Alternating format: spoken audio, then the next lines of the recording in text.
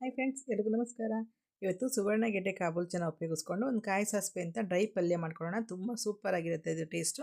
ಮೊದಲಿಗೆ ಕಾಬೂಲ್ ಚೆನ್ನ ರಾತ್ರಿ ಇಡೀ ನೆನೆಸಿರೋಂಥದ್ದು 8ರಿಂದ 10 ಗಂಟೆ ನೆನೆಸಿ 2 ಸಲ ತೊಳೆದು ಕುಕ್ಕರ್ಗೆ ಹಾಕ್ಕೊಳ್ಳಿ. ನಂತರ ಅದೇ ಕುಕ್ಕರ್ಗೆ ಸುವರ್ಣ ಗೆಡ್ಡೆ ಕೂಡ ಚೆನ್ನಾಗಿ ಹುಣಸೆ ನೀರು ಹಾಕಿ ಒಂದು 10 ನಿಮಿಷ ನೆನೆಸಿಟ್ಟು ನಂತರ ತೊಳೆದು ಕುಕ್ಕರ್ಗೆ ಹಾಕ್ಕೊಳ್ತಾ ಇದ್ದೀನಿ. ಇದಕ್ಕೆ ರುಚಿಗೆ ತಕ್ಕಷ್ಟು ಉಪ್ಪು, ಸ್ವಲ್ಪ ಅರಿಶಿಣದ ಪುಡಿ, 1 ಸ್ಪೂನಷ್ಟು ಬೆಲ್ಲ, 2 ಸ್ಪೂನಷ್ಟು ಹುಣಸೆ ರಸ ಇಷ್ಟನ್ನು ಹಾಕ್ಕೊಂಡು 2ರಿಂದ 3 ವಿಸಲ್ ಕೂಗಿಸ್ಕೋಬೇಕು. ಸ್ವಲ್ಪ ಕಡಲೆಕಾಯಿ ಎಣ್ಣೆ ಅಥವಾ ಕೊಬ್ಬರಿ ಎಣ್ಣೆ ಏನಾದ್ರು ಹಾಕ್ಕೊಳ್ಳಿ, ಬೇಗ ಸಾಫ್ಟಾಗಿ ಬೇಯುತ್ತೆ. 3 ವಿಸಲ್ ಆದ ನಂತರ ಮಿಕ್ಸ್ ಮಾಡಿ ಸೈಡಿಗೆ ಇಟ್ಕೊಳ್ಳಿ.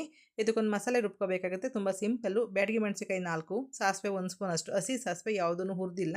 ನಂತರ ತೆಂಗಿನಕಾಯಿ ತುರಿ 3 ಸ್ಪೂನಷ್ಟು ಹಾಕ್ಕೊಂಡು ತರಿಯಾಗಿ ಪೌಡರ್ ಮಾಡ್ಕೊಳ್ಳಿ. ಒಂದು ಪ್ಯಾನಲ್ಲಿ ಕೊಬ್ಬರಿ ಎಣ್ಣೆ 1 ಸ್ಪೂನಷ್ಟು, ಉದ್ದಿನಬೇಳೆ 1 ಸ್ಪೂನಷ್ಟು, ಜೀರಿಗೆ, ಸ್ವಲ್ಪ ಕರಿಬೇವಿನ ಸೊಪ್ಪು ಹಾಕ್ಕೊಂಡು ಕೆಂಪಾಗಿ ಆಗೋವರೆಗೂ ಫ್ರೈ ಮಾಡಿಕೊಂಡು ಸ್ವಲ್ಪ ತೆಂಗಿನ ತುರಿ, ಸ್ವಲ್ಪ ಹಿಂಗೆ ಹಾಕ್ಕೊಂಡು ಮಿಕ್ಸ್ ಮಾಡ್ಕೊಳ್ಳಿ.